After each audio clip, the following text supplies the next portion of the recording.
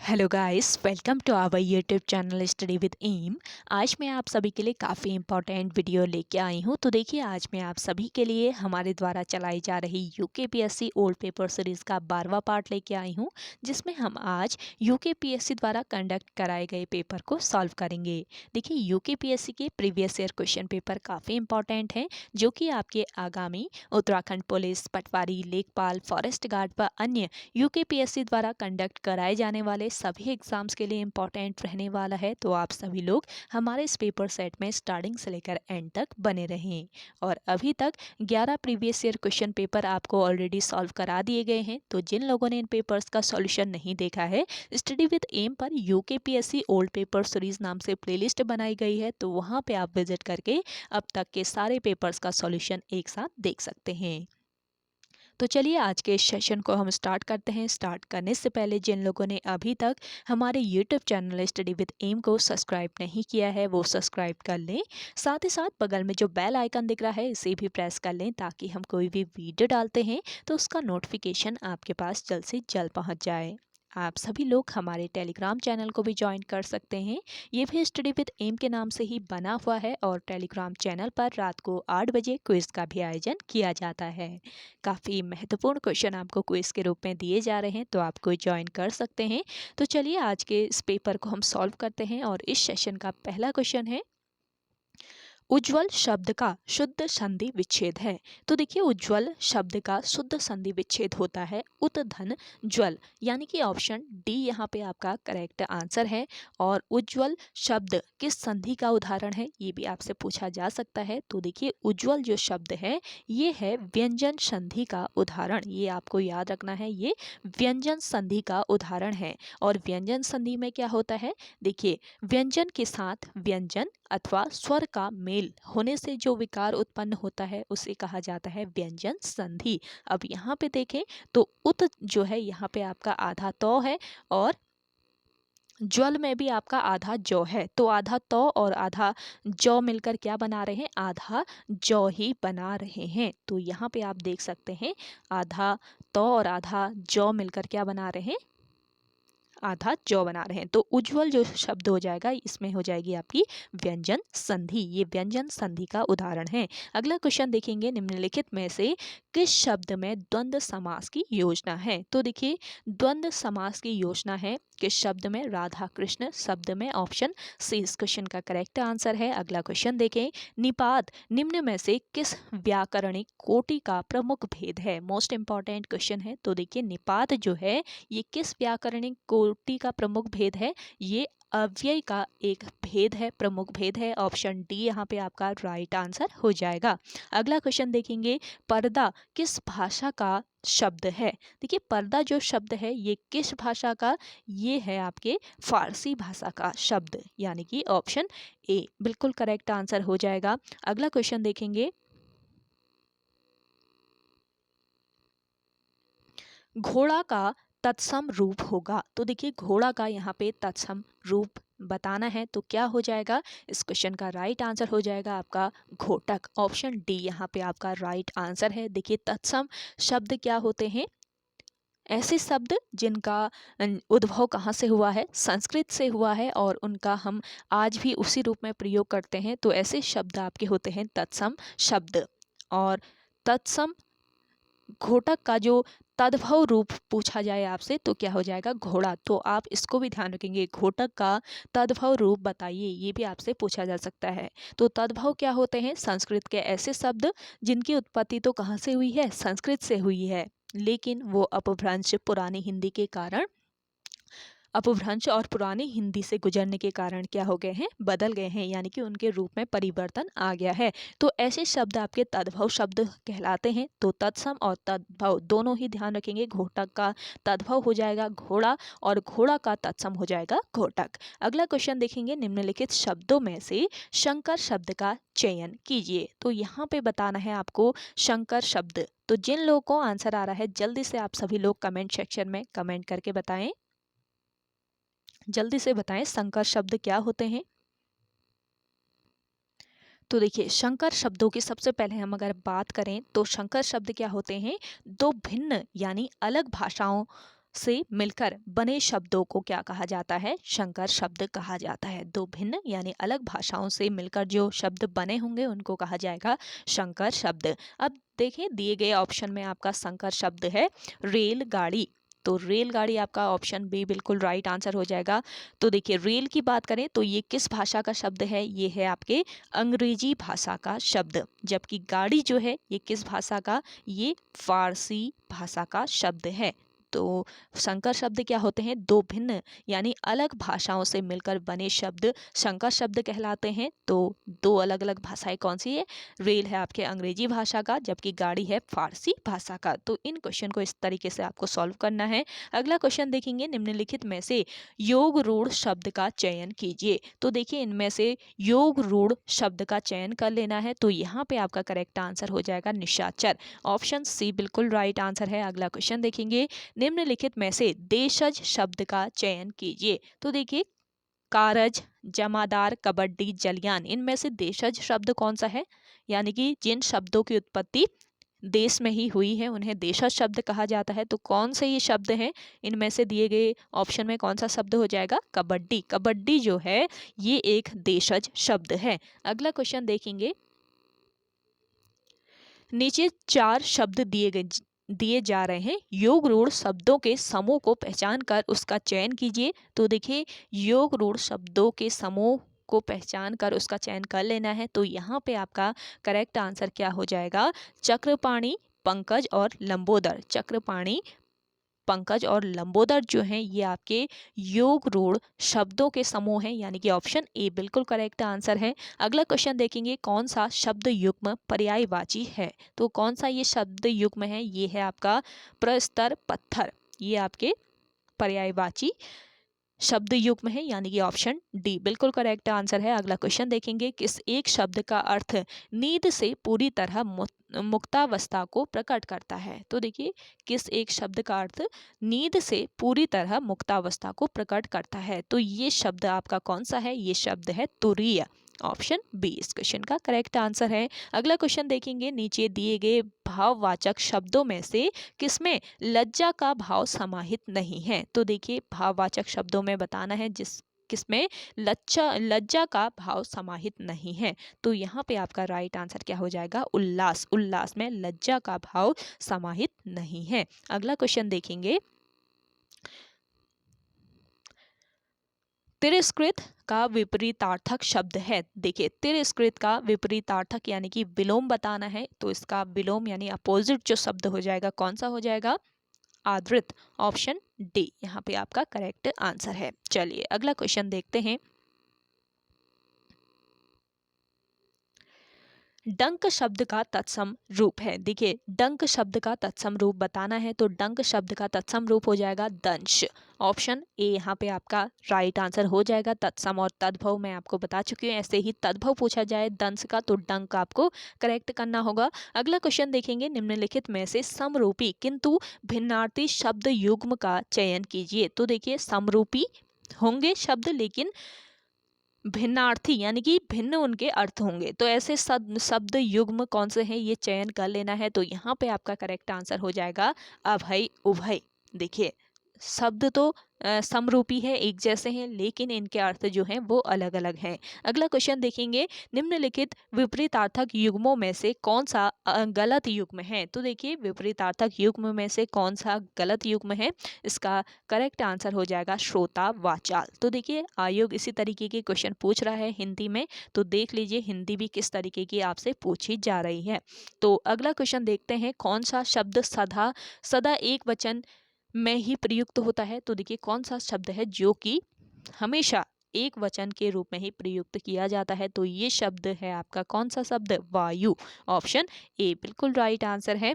वायुएं या फिर किसी बहुवचन में द्विवचन में इसका प्रयोग नहीं होता है, केवल एक वचन में ही वायु का प्रयोग किया जाता है। अगला क्वेश्चन देखेंगे, निम्नलिखित में से कौन सा शब्द अप उपसर्ग के योग से नहीं बना है? तो देखिए उपसर्ग जो होते हैं ये शब्दों के फ्रंट में लगते हैं, तो अप उपसर्ग के योग से कौन सा शब्द नहीं बना है? तो ये बताना है। अप उपसर्ग के योग से कौन सा शब्द नहीं बना है ये बताना है।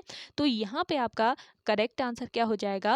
अपराजित, अपराजित जो शब्द है ये अब उपसर्ग के योग से नहीं बना हुआ है। बाकी अपकीर्ति, अपव्यय, अपकार ये सभी अप उपसर्ग के योग से बने हुए शब्द हैं, लेकिन अपराजित नहीं है। तो ऑप्शन ए बिल्कुल राइट आंसर हो जाएगा। अगला क्वेश्चन देखेंगे, निम्नलिखित वाक्यों में से संयुक्त वाक्य का चयन कीजिए। तो यहाँ पे आपको संयुक्त वाक्य बताना है, चयन करना है। देखिए हिंदी की क्लास स्पेशली आपको शाम 5 बजे स्टडी विद एम के द्वारा प्रोवाइड कराई जा रही है, जिसमें आपको एक एक क्वेश्चन बहुत डिटेल से समझाया जाता है।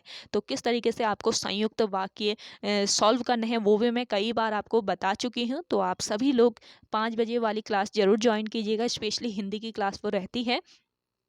तो देखिए संयुक्त वाक्य है, इसमें से कौन सा वाक्य, यहाँ पे आपका करेक्ट आंसर हो जाएगा ऑप्शन सी।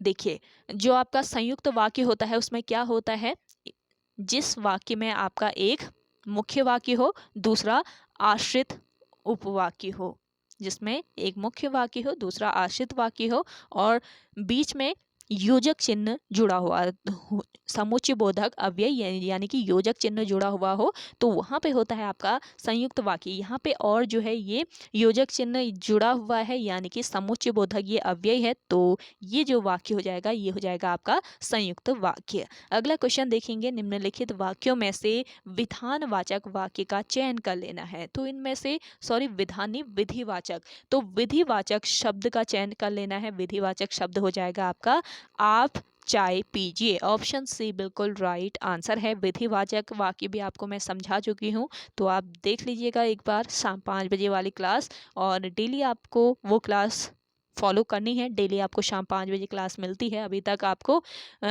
18-19 क्लासेस तो दे दी गई होंगी हिंदी की, तो देख लीजिएगा, काफ़ी महत्वपूर्ण क्लासेस रहती हैं। अगला क्वेश्चन देखेंगे, निम्नलिखित में से कौन सा मिश्र वाक्य है। तो इनमें से मिश्र वाक्य बताना है। तो यहाँ पे मिश्र वाक्य हो जाएगा, ऐसा कुछ भी नहीं है जो पैसे से न खरीदा जा सके, ये है आपका मिश्र वाक्य। अगला क्वेश्चन देखेंगे, निम्नलिखित में से लोकोक्ति का चयन कीजिए। तो देखिए इनमें से लोकोक्ति का चयन कर लेना है। तो लोकोक्ति है, इसमें से वही ढाक के 3 पात, ये आपकी लोकोक्ति है, यानी कि ऑप्शन डी यहाँ पे आपका राइट आंसर हो जाएगा। अगला क्वेश्चन देखेंगे, आप कमेंट करके बताइएगा कि वही ढाक के 3 पात, इस लोकोक्ति का अर्थ क्या होगा।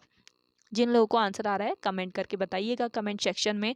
अगला क्वेश्चन देखेंगे, निम्नलिखित में से कौन सा मुहावरा मूर्खता के अर्थ में नहीं प्रयुक्त होता। तो देखिए मूर्खता के अर्थ में प्रयुक्त नहीं होने वाला मुहावरा है, इनमें से कौन सा मुहावरा, ये मुहावरा है देखिए लकीर का फकीर। ऑप्शन बी यहाँ पे आपका राइट आंसर है। बाकी मूर्खता का अर्थ प्रयुक्त करने वाले जो मुहावरे हो जाएंगे ये कौन कौन से, काठ का उल्लू, अक्ल का दुश्मन और औंधी खोपड़ी, तो ये सभी मूर्खता के अर्थ में प्रयुक्त होंगे। अगला क्वेश्चन देखेंगे, किस शब्द का प्रयोग बहुवचन में होता है।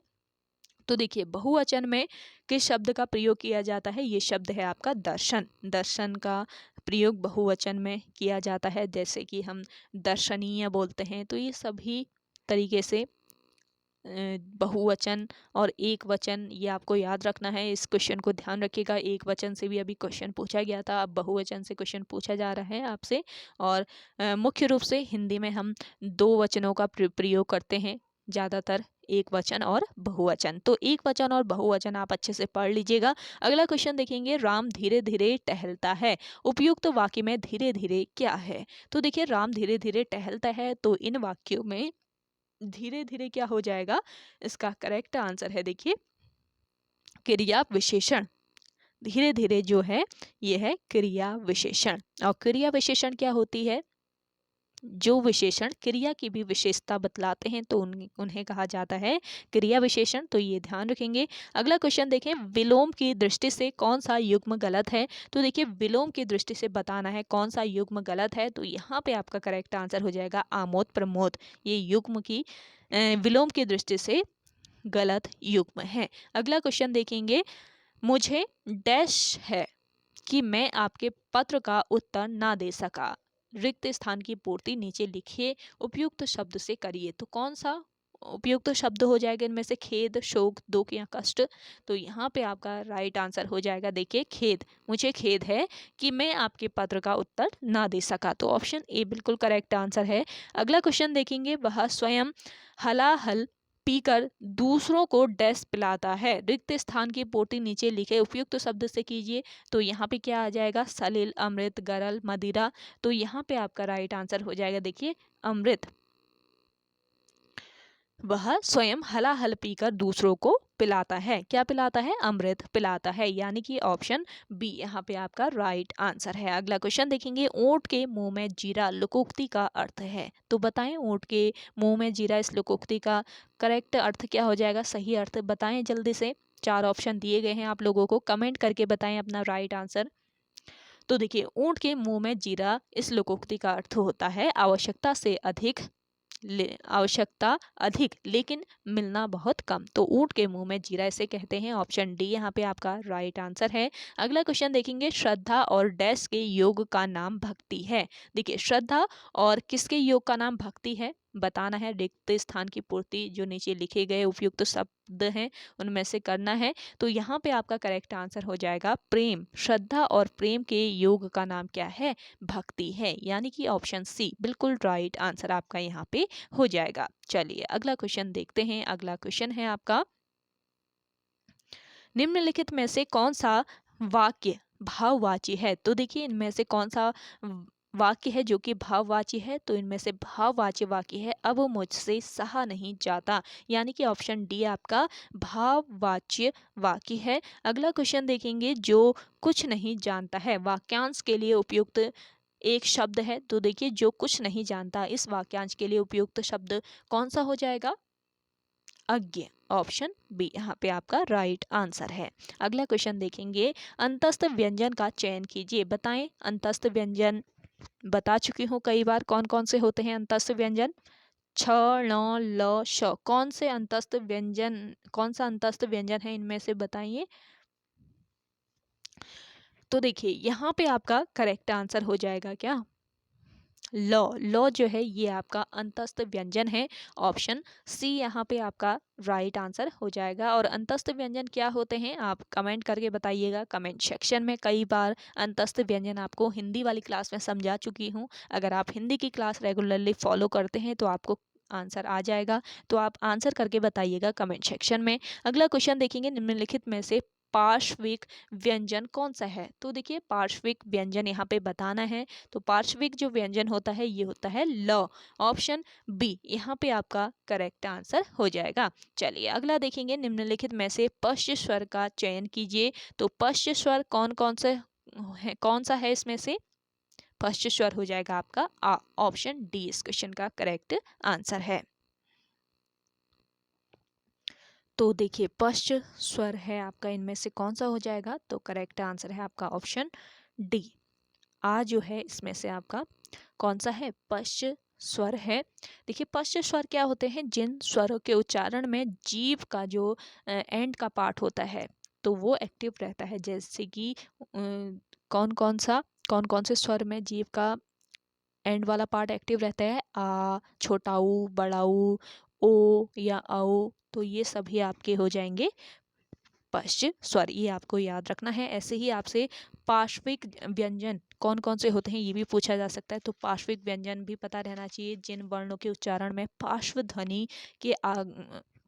ध्वनि का आगमन होता है, जिन वर्णों के उच्चारण में, तो उन्हें कहा जाता है पार्श्विक व्यंजन। जैसे कि क, ख, घ, ट, ट, ढ, ण, त, अणोनी, ढ, इसके बाद त, थ, द, ध, प, फ, ब, भ, ये सभी आपके कौन से हो जाएंगे, पार्श्विक व्यंजन कहलाएंगे। तो याद रखना है आपको। तो इनमें से आपका कौन सा हो जाएगा पार्श्विक व्यंजन, ये मैंने आपको बता दिया, ल हो जाएगा। अगला क्वेश्चन देखेंगे, निम्नलिखित में से नासिक के व्यंजन का चयन कीजिए। तो देखिए, जिसके उच्चारण में ज़्यादातर हवा जो है ये नाक से निकलती है तो उसको नासिक के व्यंजन कहा जाता है। तो यहाँ पे आपका करेक्ट आंसर क्या हो जाएगा, यो, ऑप्शन ए बिल्कुल राइट आंसर है। अगला क्वेश्चन देखेंगे, कौन सा शब्द वर्तनी की दृष्टि से शुद्ध है। अब बताइए, वर्तनी की दृष्टि से कौन सा शब्द है जो कि शुद्ध है।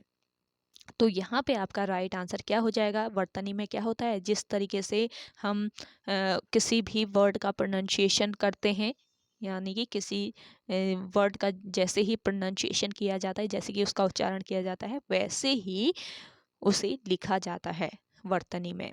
तो यहाँ पे आपका करेक्ट आंसर क्या हो जाएगा? प्रज्वलित। ऑप्शन ए यहाँ पे आपका राइट आंसर है। अगला क्वेश्चन देखेंगे, कौन सा शब्द वर्तनी की दृष्टि से शुद्ध है? इनमें से भी वर्तनी बतानी है, तो बताइए कौन सा हो जाएगा? यहाँ पे आपका करेक्ट आंसर हो जाएगा कवयित्री। ऑप्शन डी बिल्कुल राइट आंसर है। अगला क्वेश्चन देखेंगे, निम्नलिखित शब्दों में शुद्ध शब्द है, तो इनमें से आपको शुद्ध शब्द का चयन कर लेना है। शुद्ध शब्द होता है अत्युक्ति। ऑप्शन बी यहाँ पे आपका राइट आंसर है। अगला देखेंगे, यशोदा का सही संधि विच्छेद है। देखिए यशोदा का संधि विच्छेद करें तो क्या हो जाएगा? यशः धन दा। ऑप्शन सी बिल्कुल राइट आंसर है। और ये किस संधि का? ये है विसर्ग संधि का उदाहरण, ये याद रखेंगे। यशोदा जो है ये विसर्ग संधि का उदाहरण है। अगला क्वेश्चन देखें। अगला क्वेश्चन है आपका, अंग और अह जिसको क्या कहा जाता है? अनुस्वार और विसर्ग कहा जाता है, तो ये ध्वनियाँ कहलाती हैं। तो ये दोनों ध्वनियाँ क्या कहलाती हैं? अयोग वाह कहलाती है। और हिंदी वर्णमाला में दो ही अयोग वाह हैं, एक है आपका अंग, दूसरा है अह। तो ये याद रखेंगे। अयोग वाह वर्ण कौन से हैं? ये भी पूछा जा सकता है, तो आपको याद रखना है अंग और अह अयोग वाह वर्ण होते हैं हिंदी वर्णमाला में। अगला क्वेश्चन देखेंगे, हिंदी भाषा में लिंग के भेद हैं। तो देखिए हिंदी भाषा में लिंग के भेद बताने हैं। कितने भेद होते हैं बताएं? तो यहाँ पे आपका राइट आंसर हो जाएगा, दो भेद होते हैं, स्त्रीलिंग और पुल्लिंग। अगला क्वेश्चन है, 29 शब्द में किस उपसर्ग का योग है? तो देखिए 29 जो शब्द है इसमें किस उपसर्ग का योग किया गया है? यहाँ पे आपका राइट आंसर हो जाएगा उन। उन इसमें उपसर्ग है। ऑप्शन बी बिल्कुल करेक्ट आंसर हो जाएगा। अगला क्वेश्चन देखेंगे, निम्नलिखित में से कौन सा शब्द स्त्रीलिंग है? तो देखिए इसमें स्त्रीलिंग शब्द बताना है, तो यहाँ पे आपका राइट आंसर क्या हो जाएगा? संतान। संतान जो है ये एक स्त्रीलिंग शब्द है। अगला क्वेश्चन देखेंगे, किस समास में पहला पद विशेषण और दूसरा पद विशेष्य होता है? तो देखिए अब आपके सिलेबस से समास हटा दिया गया है, तो इस बार से तो आप स्किप कर सकते हैं समासों को। इससे पहले भी कुछ क्वेश्चन पेपर में आयोग के द्वारा समास नहीं पूछे गए थे। तो देखिए इनमें से मैं करेक्ट आंसर बता देती हूँ, तो आपका राइट आंसर हो जाएगा कर्मधारय समास। ऑप्शन बी बिल्कुल करेक्ट आंसर है। चलिए यहाँ से आपका अब जनरल स्टडीज स्टार्ट होती है, यानी कि सामान्य अध्ययन हम यहाँ से सॉल्व अप करेंगे। तो आप सभी लोग एंड तक बने रहें। और आप सभी को आज का ये सेशन पसंद आ रहा है तो लाइक कर लीजिए। जिन लोगों ने अभी भी हमारी YouTube channel study with M को सब्सक्राइब नहीं किया है वो सब्सक्राइब कर लीजिए, क्योंकि देखिए काफ़ी महत्वपूर्ण और इंटरेस्टिंग क्लासेस आपको यहाँ पे मिल रही हैं। रात को 8 बजे आपको अल्टरनेट डेज पे एक दिन आपको previous year question paper solve कराया जा रहा है, एक दिन आपको प्रैक्टिस सेट दिया जा रहा है। बिल्कुल फ्री ऑफ कॉस्ट आपको प्रैक्टिस सेट मिल रहे हैं यहाँ पे। साथ ही साथ हिंदी की क्लास आपको शाम 5 बजे प्रोवाइड कराई जा रही है। और आपको देखिए सुबह 10 बजे आपको 50 क्वेश्चन का इंपॉर्टेंट सेट दिया जा रहा है। तो आप सभी लोग स्टडी विद एम को जल्दी से सब्सक्राइब कर लीजिए। और इन सभी क्लासों को आप स्किप मत कीजिएगा, इनमें से एक भी क्लास स्किप मत कीजिए, क्योंकि हिंदी भी काफ़ी इम्पॉर्टेंट है। तो हिंदी भी काफ़ी पूछी जाती है आयोग के द्वारा, और अच्छा स्कोर करना है आपको इस बार, तो हिंदी भी आपको बहुत अच्छे से कवर करके चलनी है। तो आप सभी लोग हिंदी की क्लास देखें शाम 5 बजे। साथ ही साथ आपको प्रैक्टिस सेट बिल्कुल फ्री ऑफ कॉस्ट दिए जा रहे हैं स्टडी विद एम के द्वारा, विद सॉल्यूशन। एक एक क्वेश्चन आपको विद डिटेल में बताया जा रहा है, ताकि कोई भी उससे रिलेटेड क्वेश्चन पूछे आयोग तो आप उसको करेक्ट कर पाएँ। तो इसीलिए आप सभी को डिटेल क्लास दी जाती है। कल रात को आपको प्रैक्टिस सेट प्रोवाइड कराया गया था, अभी तक आपको 14-15 प्रैक्टिस सेट प्रोवाइड करा दिए गए हैं। तो देख लीजिए स्टडी विद एम पर सबकी प्लेलिस्ट अपडेट कर दी गई है।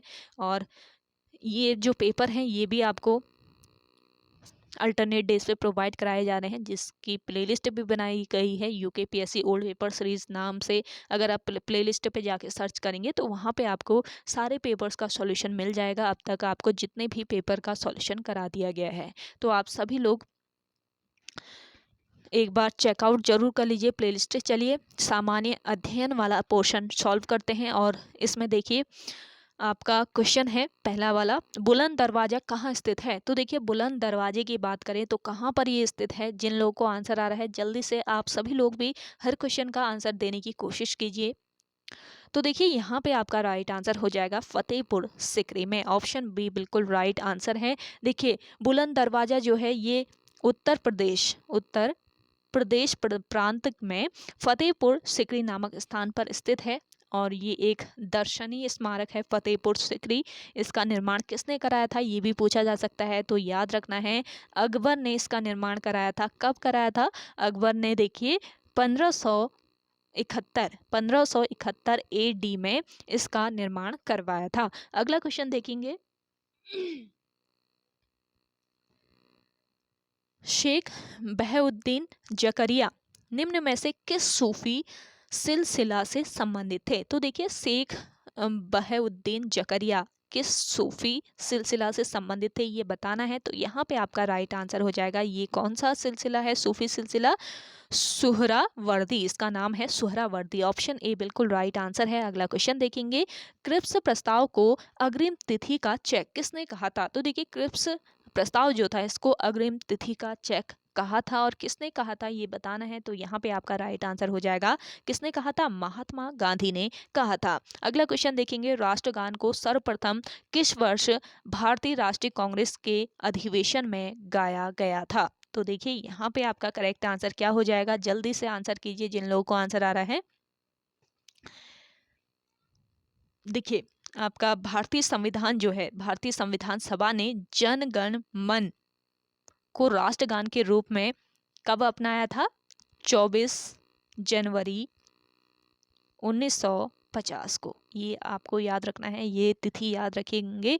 भारतीय संविधान सभा ने जन गण मन को राष्ट्रगान के रूप में 24 जनवरी 1950 को अपनाया था, लेकिन यह पहली बार 108 साल पहले, इससे भी 108 साल पहले गाया गया था। कब गाया गया था इसे, 27 दिसंबर 1911 में, 27 दिसंबर 1911 में कांग्रेस के कलकत्ता अधिवेशन में गाया गया था। ये ध्यान रखेंगे, किस अधिवेशन में, कलकत्ता अधिवेशन। कब हुआ था कलकत्ता अधिवेशन, 27 दिसंबर 1911 को हुआ था। तो इस अधिवेशन में जन गण मन को सबसे पहले गाया गया था। तो मोस्ट इंपॉर्टेंट क्वेश्चन है आगामी एग्जाम के लिए भी, यहाँ पे इंपॉर्टेंट जो पॉइंट बताए जा रहे हैं वो भी आपको ध्यान रखने हैं।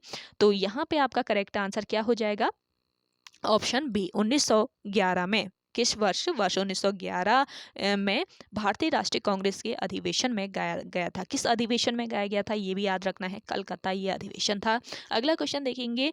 मुगल दरबार में जाने वाला प्रथम गढ़वाली नरेश कौन था। तो बताएं, मुगल दरबार में जाने वाला प्रथम गढ़वाली नरेश बताना है। तो यहाँ पे आपका राइट आंसर हो जाएगा श्याम शाह। ऑप्शन सी बिल्कुल करेक्ट आंसर है, यहाँ पे आपका हो जाएगा। देखिए मुगल दरबार ने श्रीनगर शासक श्याम शाह को घोड़े व हाथी उपहार में भी दिए थे। और श्याम शाह की मुगल राजा जहांगीर से क्या हुई थी, जहांगीर से भेंट हुई थी श्याम शाह की। श्याम शाह के शासनकाल की बात करें तो 1611 से लेकर 1630 ईस्वी तक श्याम शाह का शासनकाल रहता है। और ये पंवार वंश के 45वें शासक थे श्याम शाह। और श्याम शाह का जो उल्लेख है वो किस में मिलता है, जहांगीर नामा में भी मिलता है। जहांगीर नामा में श्याम शाह का उल्लेख मिलता है। तो ये पॉइंट भी आप याद रखेंगे, इंपॉर्टेंट पॉइंट है। चलिए अगला क्वेश्चन देखें। अगला है, उत्तराखंड में कौन झांसी की रानी के रूप में जानी जाती हैं। तो देखिए झांसी की रानी के रूप में जानी जाती है उत्तराखंड में कौन जानी जाती हैं, तीलू रौतेली जानी जाती हैं। ऑप्शन ए यहाँ पे आपका राइट आंसर है। तीलू रौतेली को गढ़वाल की लक्ष्मीबाई कहा जाता है। और इनके जन्म की बात करें तो कहाँ पर इनका जन्म हुआ, देखिए पौड़ी गढ़वाल जनपद के गुराड़ नामक गांव में, गुराड़ नामक गांव में तीलू रौतेली का जन्म हुआ था। और इनकी घोड़ी का नाम क्या था, ये क्वेश्चन अक्सर पूछा जाता है आयोग के द्वारा। तो देखिए तीलू रौतेली की जो घोड़ी थी इनका नाम था क्या, बिंदुली इनका नाम था। इस घोड़े का नाम था बिंदुली। तीलू रौतेली की घोड़ी थी ये जिसका नाम था बिंदुली। और तीलू रौतेली की हत्या 22 वर्ष की आयु में कर दी गई थी। और किसने इसकी हत्या की थी ये भी आपको याद रखना है। तीलू रौतेली की हत्या पूर्वी नयार नदी के तट पर 22 वर्ष की आयु में कत्यूरी सैनिक रामू रजवार ने, कत्यूरी सैनिक था ये रामू रजवार। तो रामू रजवार ने तीलू रौतेली की हत्या कर दी थी। और 8 अगस्त को, ध्यान दीजिएगा, 8 अगस्त को गढ़वाल में इनकी जयंती मनाई जाती है। तीलू रौतेली की, तो ये पॉइंट भी याद रखेंगे। अगला क्वेश्चन देखेंगे, निम्नलिखित में से किसने वर्ष 1943 में भारत के लिए एक संविधान सभा का विचार दिया था? तो देखिए वर्ष 1943 नहीं 34 सॉरी, तो वर्ष 1934 में भारत के लिए एक संविधान सभा का विचार दिया था। किसने दिया था ये बताना है। तो यहाँ पे आपका करेक्ट आंसर क्या हो जाएगा? M.N. रॉय ने, M.N. रॉय ने ये विचार दिया था। ऑप्शन ए बिल्कुल राइट आंसर है आपका। अगला क्वेश्चन देखेंगे, भारतीय संविधान के किस भाग में नागरिकों के मौलिक अधिकार हैं? तो बताइए किस भाग में है, आंसर कीजिए आप सभी लोग अपना। भारतीय संविधान के किस भाग में नागरिकों के मौलिक अधिकार हैं? आप पढ़ रहे हैं ना, पॉलिटी भी आप डेली पढ़ते होंगे, तो आप सभी लोग आंसर कीजिए। तो देखिए यहाँ पे आपका करेक्ट आंसर क्या हो जाएगा? संविधान के तीसरे भाग में, संविधान के तीसरे भाग में नागरिकों के मौलिक अधिकार वर्णित किए गए हैं। ऑप्शन ए यहाँ पे आपका बिल्कुल करेक्ट आंसर है। अगला क्वेश्चन देखेंगे, भारतीय संविधान के किस अनुच्छेद द्वारा अस्पृश्यता की प्रथा को समाप्त किया गया था? तो देखिए कौन सा ये अनुच्छेद था जिसके द्वारा अस्पृश्यता की प्रथा समाप्त की गई थी? तो यहाँ पे आपका राइट आंसर हो जाएगा अनुच्छेद 17। मोस्ट इंपॉर्टेंट क्वेश्चन है ये, आपको इनको ध्यान में जरूर रखना है, क्योंकि हो सकता है आयु के द्वारा यही क्वेश्चन रिपीट कर लिए जाएं। तो रिपीट होंगे तो आपको आना तो चाहिए ना। तो अगर आप पढ़ के नहीं आ रहा है आपको तो वो गलत बात है। तो आप सभी लोग इनको तैयार कर लीजिए इन क्वेश्चन को, इसलिए आपको यहाँ पे प्रीवियस ईयर क्वेश्चन पेपर आपको सॉल्व कराए जा रहे हैं। तो देखिए अगला है आपका, निम्नलिखित में से किस संविधान संशोधन अधिनियम द्वारा भारतीय संविधान में मौलिक कर्तव्यों को जोड़ा गया? तो देखिए कौन सा ये संविधान संशोधन अधिनियम था जिसके द्वारा भारतीय संविधान में मौलिक कर्तव्यों को जोड़ा गया था? तो यहाँ पे आप देख सकते हैं मौलिक कर्तव्यों से अक्सर क्वेश्चन पूछे जा रहे हैं। यहाँ पे अभी पहला क्वेश्चन भी आप इससे पहले वाला क्वेश्चन भी देख सकते हैं। तो इससे पहले भी आपसे पूछा गया मौलिक कर्तव्यों से रिलेट करके। तो मौलिक कर्तव्य बहुत अच्छे से आप सभी लोग पढ़ लीजिए, और कौन कौन से आयु क्वेश्चन पूछ रहा है मौलिक कर्तव्य से, इनको आप लिख लीजिए एक जगह और उनको अच्छे से उनको रिवाइज कर लीजिए, क्योंकि वो क्वेश्चन तो आपको आने ही चाहिए। तो देखिए कौन सा ये संविधान संशोधन था? तो यहाँ पे आपका राइट आंसर हो जाएगा 42वां संविधान संशोधन अधिनियम 1976। तो देखिए संविधान, कौन सा संविधान अधिनियम था? ये था 42वां संविधान संशोधन अधिनियम 1976, जिसके द्वारा भारतीय संविधान में मौलिक कर्तव्यों को जोड़ा गया था। मोस्ट इंपॉर्टेंट ये क्वेश्चन है। कौन कौन से क्वेश्चन इन टॉपिक्स से पूछे जा रहे हैं ये आपको क्लियर हो जाता है। तो आप सभी लोग अभी तक जितने भी previous year question paper solve करा दिए गए हैं आप सभी लोगों को, उनको आप सभी लोग देख लीजिएगा। स्टडी विद एम पर UKPSC ओल्ड पेपर सीरीज नाम से प्लेलिस्ट बनी हुई है, तो वहाँ पे आप विजिट करके इन्हें देख सकते हैं। चलिए अगला क्वेश्चन देखते हैं, निम्नलिखित में से कौन एक संघ शासित क्षेत्र नहीं है? तो देखिए कौन सा एक क्षेत्र है जो कि संघ शासित क्षेत्र नहीं है? तो यहाँ पे आपका करेक्ट आंसर क्या हो जाएगा? त्रिपुरा। ऑप्शन सी बिल्कुल राइट आंसर है। अगला क्वेश्चन देखेंगे, राष्ट्रपति पद पर निर्वाचन हेतु अधिकतम आयु सीमा क्या है? तो देखिए राष्ट्रपति पद पर निर्वाचन हेतु अधिकतम जो सीमा है आयु की, वो क्या है? यहाँ पे आपका करेक्ट आंसर हो जाएगा क्या? ऑप्शन डी, इसकी कोई सीमा नहीं है। अगला क्वेश्चन देखेंगे, कोई विधेयक धन विधेयक है या नहीं, इसका निर्णय कौन करता है? तो देखिए कोई विधेयक धन विधेयक है या नहीं, इसका निर्णय किसके द्वारा किया जाता है? लोकसभा के अध्यक्ष के द्वारा। और ये क्वेश्चन बार बार रिपीट हो रहा है, इसको छाप लीजिए माइंड में बिल्कुल। अगला क्वेश्चन देखेंगे, निम्न में से कौन एक राज्य का कार्यपालिका प्रमुख है? तो देखिए निम्न में से कौन राज्य का एक कार्यपालिका प्रमुख है? यहाँ पे आपका करेक्ट आंसर हो जाएगा राज्यपाल। ऑप्शन बी बिल्कुल राइट आंसर है। अगला क्वेश्चन देखेंगे, भारत में 2018-19 की अंतिम तिमाही में कृषि एवं उससे जुड़े क्षेत्रों में सकल मूल्य वर्धन वृद्धि प्रतिशत था, कितने प्रतिशत था ये बताना है। तो यहाँ पे आपका राइट आंसर हो जाएगा कितना प्रतिशत? -0.1%। ऑप्शन डी बिल्कुल राइट आंसर है, -0.1% आपका करेक्ट हो जाएगा। अगला क्वेश्चन देखेंगे, भारत में किस वर्ष में राष्ट्रीय पशुधन मिशन प्रारंभ हुआ था? मोस्ट इंपॉर्टेंट क्वेश्चन है। तो देखिए भारत में राष्ट्रीय पशुधन मिशन प्रारंभ किया गया था, किस वर्ष किया गया था? यहाँ पे आपका करेक्ट आंसर हो जाएगा आंसर कीजिए अगर आपको आंसर आ रहा है। करेक्ट आंसर क्या हो जाएगा? 2014-15 में। ऑप्शन डी बिल्कुल राइट आंसर है। अगला क्वेश्चन देखेंगे, निम्न में से कौन सा भारत का उत्पाद आयात मद है? तो देखिए कौन सा उत्पाद है जो कि प्रमुख आयात मद है भारत का? यहाँ पे आपका करेक्ट आंसर है कच्चा तेल। ऑप्शन डी बिल्कुल राइट आंसर है। अगला क्वेश्चन देखेंगे, भारत सरकार को निम्नलिखित में से किस कर से सर्वाधिक राजस्व की प्राप्ति होती है? तो देखिए भारत सरकार को किस कर से, ये कौन सा कर है? ये कर है देखिए आयकर, जिससे सर्वाधिक राजस्व की प्राप्ति होती है।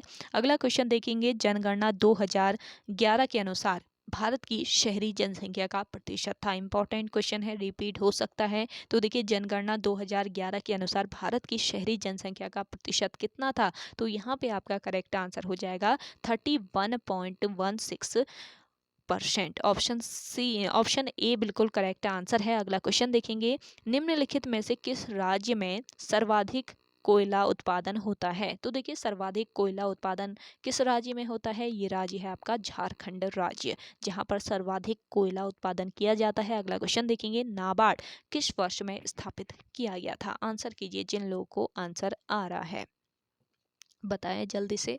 देखिए राष्ट्रीय कृषि और ग्रामीण विकास बैंक इसका फुल फॉर्म हो जाएगा, राष्ट्रीय कृषि और ग्रामीण विकास बैंक। इन शॉर्ट इसको बोला जाता है नाबार्ड।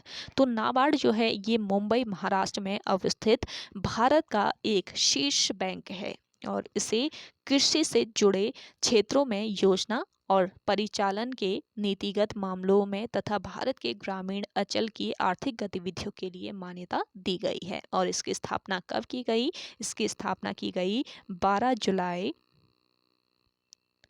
1982 को। 12 जुलाई 1982 को इसकी स्थापना की गई और इसका हेडक्वार्टर कहाँ पर स्थित है? मुंबई महाराष्ट्र में। मुंबई महाराष्ट्र में इसका मुख्यालय है, तो ये भी याद रखना है आपको। तो 12 जुलाई 1982 में नाबार्ड की स्थापना की गई है। तो यहाँ पे आपका करेक्ट आंसर हो जाएगा 1982, यानी कि ऑप्शन सी बिल्कुल राइट आंसर है। अगला क्वेश्चन देखेंगे, किस समिति ने किसान क्रेडिट कार्ड योजना को शुरू करने की सिफारिश की थी? तो कौन सी समिति थी, बताइए जल्दी से। तो देखिए ये जो समिति थी आपकी, ये थी आर.वी. गुप्ता समिति, जिसने किसान क्रेडिट कार्ड योजना को शुरू करने की सिफारिश की थी। इस समिति का गठन कब किया गया? आप कमेंट करके बताएं। आर.पी. गुप्ता जो समिति है इसका गठन कब किया गया? आंसर कीजिएगा जल्दी से। अगला क्वेश्चन देखें, जनसंख्या विस्फोट का मुख्य कारण क्या है? तो देखिए जनसंख्या विस्फोट जो हो रहा है इसका मुख्य कारण बताना है, क्या हो रहा है? यहाँ पे आपका राइट आंसर हो जाता है उन्नत चिकित्सा सुविधा। उन्नत चिकित्सा सुविधा के कारण जनसंख्या विस्फोट हो रहा है, ये ही मुख्य कारण है इसका। ऑप्शन बी यहाँ पे आपका राइट आंसर हो जाएगा। अगला क्वेश्चन देखेंगे, निम्नांकित में से कौन एक तीव्र औद्योगिकरण और नगरीकरण का परिणाम है? तो देखिए तीव्र औद्योगिकरण और नगरीकरण का परिणाम क्या है? एक ऑप्शन चुन लेना है। तो यहाँ पे आपका राइट आंसर हो जाएगा ग्रामीण जनसंख्या ह्रास। ऑप्शन बी बिल्कुल राइट आंसर है। अगला क्वेश्चन देखेंगे, अपीको आंदोलन का उद्भव हुआ था। तो देखिए यहाँ पे आपको अपीको आंदोलन पूछा है, चिपको आंदोलन की यहाँ पे बात नहीं हो रही है। यहाँ पे है आपका कौन सा आंदोलन? अपीको आंदोलन। तो बताइए चिपको आंदोलन पूछा जाए तो आपको उत्तराखंड करेक्ट कर लेना है। अगर आपसे अपीको आंदोलन पूछता है तो अपीको आंदोलन का उद्भव कहाँ हुआ? तो यहाँ पे आपका करेक्ट आंसर हो जाएगा कर्नाटक राज्य में। चिपको आंदोलन उत्तराखंड राज्य, अपीको आंदोलन कर्नाटक राज्य, ये याद रख लीजिए। अगला क्वेश्चन देखेंगे, वायु प्रदूषण नियंत्रण अधिनियम का अधिनियमन कब हुआ था? तो देखिए वायु प्रदूषण नियंत्रण अधिनियम का जो अधिनियमित किया गया था, इसको कब किया गया था इस अधिनियम को अधिनियमित? तो यहाँ पे आपका राइट आंसर हो जाएगा ऑप्शन डी 1981 में। अगला क्वेश्चन देखेंगे, अम्लीय वर्षा का पीएच मान क्या है? अम्लीय जो वर्षा होती है इसका पीएच मान बताना है। तो यहाँ पे आपका राइट आंसर क्या हो जाएगा? 5.6 से कम। अम्लीय वर्षा का पीएच मान जरूर याद रख लीजिए, 5.6 से कम होता है इसका पीएच मान। अगला क्वेश्चन देखेंगे, वायुमंडल की निचली परत है, कौन सी परत है सबसे निचली परत, बताइए। देखिए सबसे निचली परत है क्षोभ मंडल। ऑप्शन बी यहाँ पे आपका राइट आंसर हो जाएगा। अगला क्वेश्चन देखें, अगला क्वेश्चन है, कुरान कुलम प्रसिद्ध है। एर्नाकुलम जो है ये क्यों प्रसिद्ध है? ये परमाणु शक्ति केंद्र के लिए काफ़ी फेमस है। ऑप्शन ए बिल्कुल राइट आंसर है। अगला क्वेश्चन देखेंगे, पंजाब की एक महत्वपूर्ण नकदी फसल है। तो देखिए पंजाब की एक महत्वपूर्ण नकदी फसल बता देनी है आपको। तो जिन लोगों को आंसर आ रहा है कमेंट करके बताएं।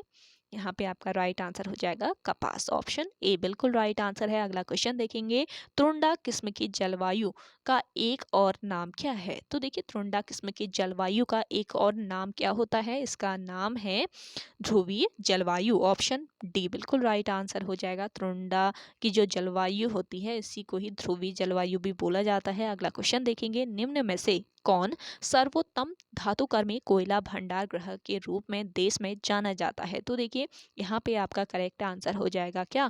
झारिया कोयला क्षेत्र। ऑप्शन बी बिल्कुल राइट आंसर है। अगला क्वेश्चन देखेंगे, गारो पहाड़ियां एवं मिकिर पहाड़ियां निम्न में से किस पठार के हिस्से हैं? तो गारो पहाड़ियां एवं मिकिर जो पहाड़ियां हैं ये किस पठार के हिस्से हैं? ये मेघालय पठार के हिस्से हैं। ऑप्शन सी बिल्कुल राइट आंसर आपका यहाँ पे हो जाएगा। अगला क्वेश्चन देखेंगे, अगला क्वेश्चन है देखिए,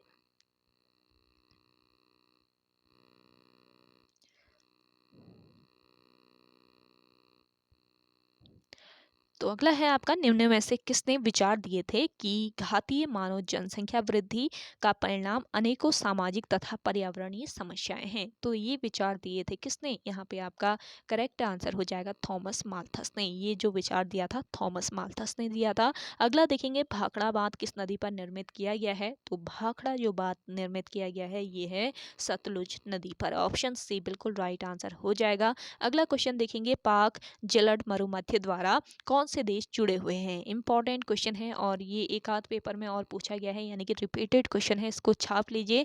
पाक जलद मरुमध्य द्वारा कौन से देश जुड़े हुए हैं? तो देखिए पाक जलद मरुमध्य जो है ये जोड़ता है किन देशों को? यहाँ पे आपका राइट आंसर हो जाएगा भारत और श्रीलंका को, यानी कि ऑप्शन ए बिल्कुल राइट आंसर है। अगला क्वेश्चन देखेंगे, 180 डिग्री देशांतर। तो देखिए 180 डिग्री देशांतर ये अंतर्राष्ट्रीय तिथि रेखा है। ऑप्शन सी बिल्कुल राइट आंसर हो जाएगा। अगला क्वेश्चन देखेंगे, दिसंबर माह में कौन सा स्थान सबसे अधिक सौर ताप प्राप्त करता है? तो देखिए दिसंबर माह में कौन सा स्थान है जो कि सबसे अधिक सौर ताप प्राप्त करता है? यहाँ पे आपका राइट आंसर हो जाएगा चेन्नई। ऑप्शन डी बिल्कुल राइट आंसर है। अगला क्वेश्चन देखेंगे, अगले 5 साल में देश का सर्वप्रथम बॉर्डर ग्रिड किस क्षेत्र में बनेगा? तो यहाँ पे आपका राइट आंसर हो जाएगा देखिए महाराष्ट्र के मराठवाड़ा में। ऑप्शन सी बिल्कुल राइट आंसर है। अगला क्वेश्चन देखेंगे, भारत का महाधिवक्ता कौन नियुक्त करता है? तो भारत का महाधिवक्ता नियुक्त करता है भारत के राष्ट्रपति नियुक्त करते हैं। ऑप्शन बी यहाँ पे आपका राइट आंसर है। अगला क्वेश्चन देखेंगे, किस वर्ष में पहली बार एनपीआर यानी कि एनपीआर मतलब राष्ट्रीय जनसंख्या पंजिका के लिए आंकड़े जुटाए गए थे? तो देखिए पहली बार राष्ट्रीय जनसंख्या पंजिका के लिए आंकड़े कब जुटाए गए थे? ये वर्ष था आपका वर्ष 2010। ऑप्शन डी यहाँ पे आपका राइट आंसर है। अगला क्वेश्चन देखेंगे,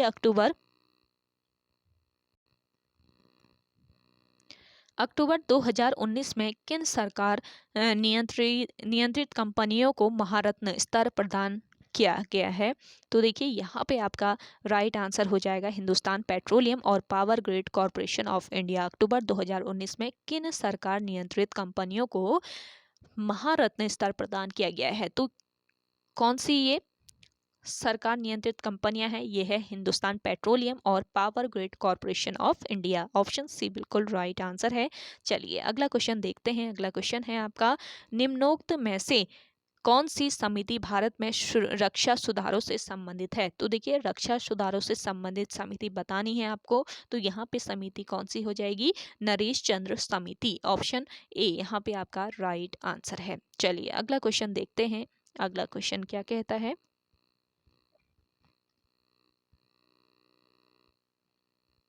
भारतीय संविधान का अनुच्छेद 371 ए विशेषाधिकार प्रदान करता है। तो देखिए यहाँ पे 371 ए की बात हो रही है, तो ये किसे विशेषाधिकार प्राप्त प्रदान करता है, किस राज्य को? यहाँ पे आपका राइट आंसर हो जाएगा नागालैंड को। ऑप्शन डी यहाँ पे आपका राइट आंसर है। भारतीय संविधान का अनुच्छेद 371 ए नागालैंड को विशेषाधिकार प्रदान करता है। अगला क्वेश्चन देखेंगे, किस राज्य ने देश की पहली उत्सर्जन व्यापार योजना यानी कि ईटीएस आरंभ की है?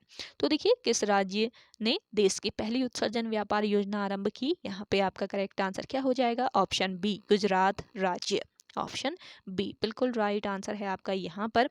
चलिए अगला क्वेश्चन देखें। अगला क्वेश्चन है आपका, निम्नोक्त में से कौन सी खरीफ फसल नहीं है? तो देखिए, इनमें से खरीफ फसल नहीं है आपकी कौन सी? सरसों। सरसों ऑप्शन ए बिल्कुल राइट आंसर हो जाएगा। अगला क्वेश्चन देखेंगे, world happiness report, world happiness report 2019 की 156 देशों की सूची में कौन सा देश चोटी पर रहा? तो देखिए, वर्ल्ड हैप्पीनेस रिपोर्ट 2019 का यहाँ पे पूछा गया है, यानी कि ये पेपर जो होगा ये 2020 के आसपास हुआ होगा। तो वर्ल्ड हैप्पीनेस रिपोर्ट 2019 की 156 देशों की सूची में कौन सा देश चोटी पर रहा? तो यहाँ पे आपका राइट आंसर बताना है।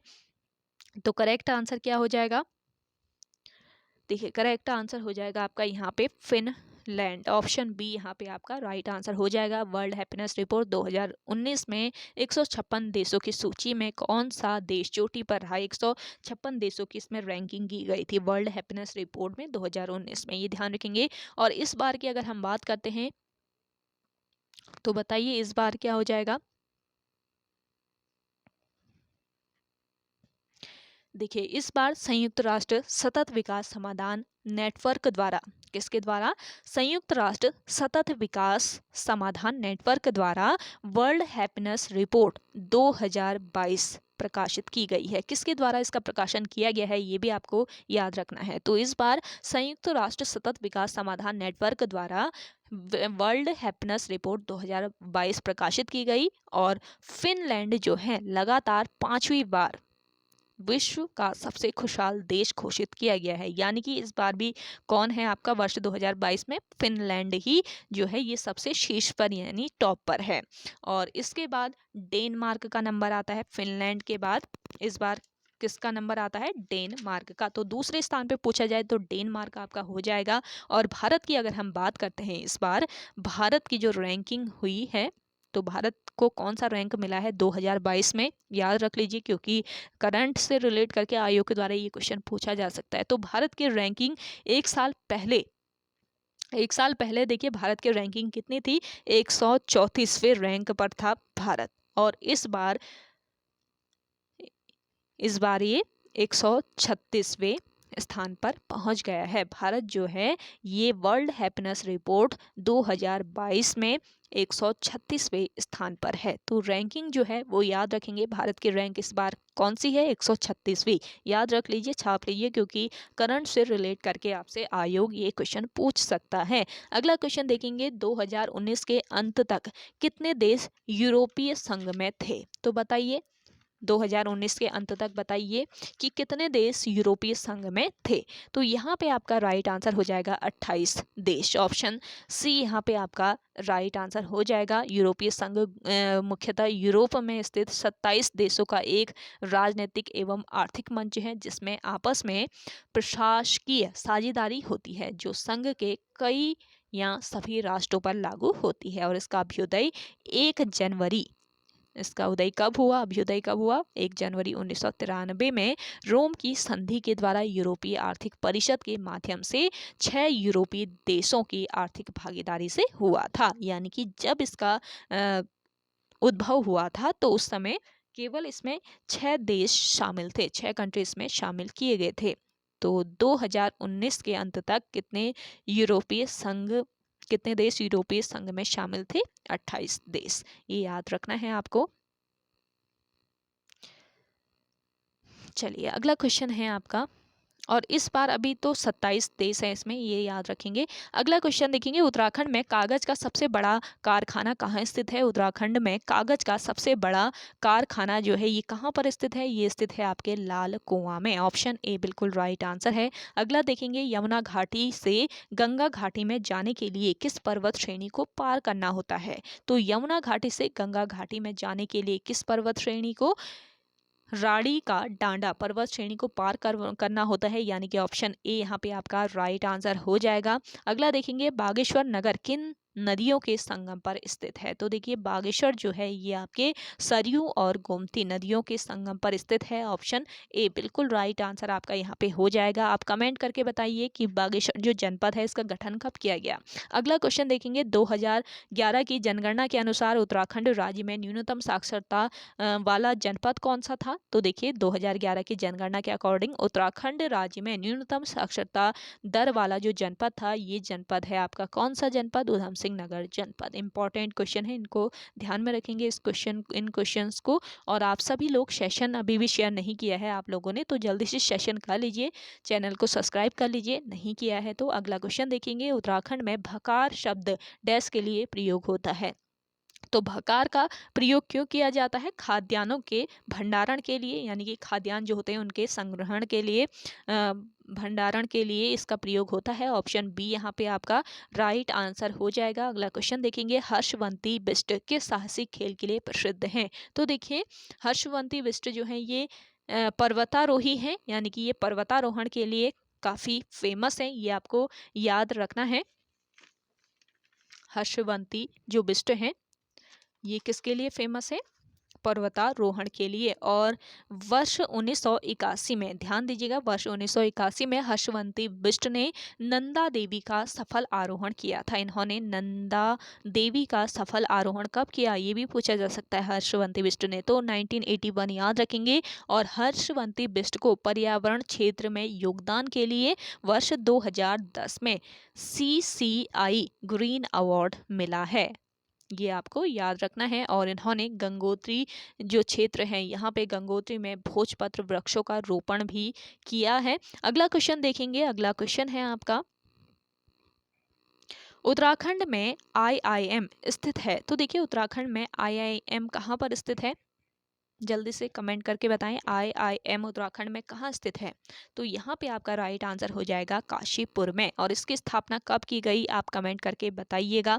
अगला क्वेश्चन देखेंगे, उत्तराखंड के ग्रामीणों में नाली शब्द का प्रयोग निम्नलिखित में से किसकी माप के लिए प्रयुक्त होता है? तो देखिए नाली शब्द का प्रयोग किसके माप के लिए होता है? यहाँ पे आपका राइट आंसर हो जाएगा भूमि की माप के लिए। अगला देखेंगे, उत्तराखंड के निम्नलिखित में से कौन सा नगर ताम्र नगरी के रूप में जाना जाता है? देखिए ताम्र नगरी के रूप में जाना जाता है आपका कौन सा नगर?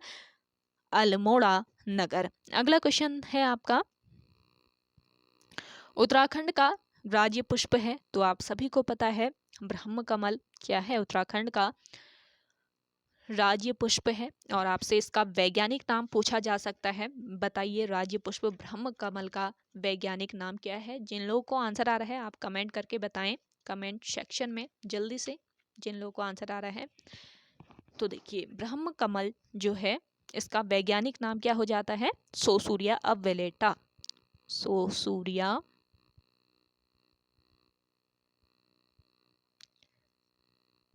अविलेटा इसका वैज्ञानिक नाम होता है, इसको ध्यान रखेंगे।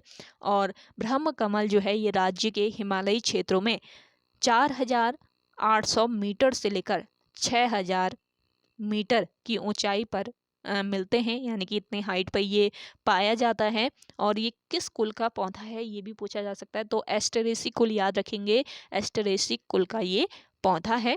और इसका स्थानीय नाम आयोग द्वारा पूछा जा सकता है और कई बार पूछा भी गया है, स्थानीय नाम बताइए कि ब्रह्म कमल का स्थानीय नाम क्या है? तो इसका स्थायी नाम है क्या? कौल पदम। कौल पदम इसका स्थानीय नाम है ब्रह्म कमल का। और ब्रह्म कमल की राज्य में कितनी प्रजातियां पाई जाती है ये भी पूछा जा सकता है, तो 24 प्रजातियां उत्तराखंड राज्य में पाई जाती है। जबकि विश्व की बात करें तो 210 प्रजातियां ब्रह्म कमल की विश्व में पाई जाती हैं। अगला क्वेश्चन देखेंगे, निम्नांकित में से कौन सी नदी फूलों की घाटी से होकर बहती है? तो देखिए फूलों की घाटी से होकर बहने वाली नदी कौन सी है? पुष्पावती नदी। ऑप्शन डी यहाँ पे आपका राइट आंसर है। अगला क्वेश्चन देखेंगे, उत्तराखंड राज्य से राज्यसभा में कितने सदस्य प्रतिनिधित्व करते हैं? तो यहाँ पे इस क्वेश्चन का राइट आंसर है कितने सदस्य? 3 सदस्य। अगला क्वेश्चन देखेंगे, निम्नांकित जनपदों में कॉर्बेट नेशनल पार्क स्थित है? तो देखिए कॉर्बेट नेशनल पार्क ये किस जनपद में स्थित है? आंसर कीजिए, जिन लोगों को आंसर आ रहा है। ये तो कई बार मैं बता चुकी हूँ, आपका कॉर्बेट नेशनल पार्क किस जनपद में स्थित है? आंसर लगाएं आप सभी लोग जल्दी से। देखिए कॉर्बेट नेशनल पार्क है आपके कहाँ पर, किस जनपद में, नैनीताल और पौड़ी गढ़वाल में, यानी कि ऑप्शन बी यहाँ पे आपका राइट आंसर है। और कॉर्बेट नेशनल पार्क देश व एशिया का पहला नेशनल पार्क है। इसका गठन कब किया गया, वर्ष 1936 में इसका गठन हुआ था। और इसका पहले जब इस गठन किया गया था उसका नाम क्या था, हैली नेशनल पार्क था। स्वतंत्रता के बाद कॉर्बेट नेशनल पार्क का नाम रखा गया रामगंगा नेशनल पार्क। और वर्ष 1957 में प्रकृति प्रेमी जिम कॉर्बेट के नाम पर इस उद्यान का नाम क्या रखा गया, कॉर्बेट नेशनल पार्क रखा गया, ये ध्यान रखेंगे। और इसका क्षेत्रफल है 520 वर्ग किलोमीटर और नैनीताल व पौड़ी जनपदों में फैला हुआ है।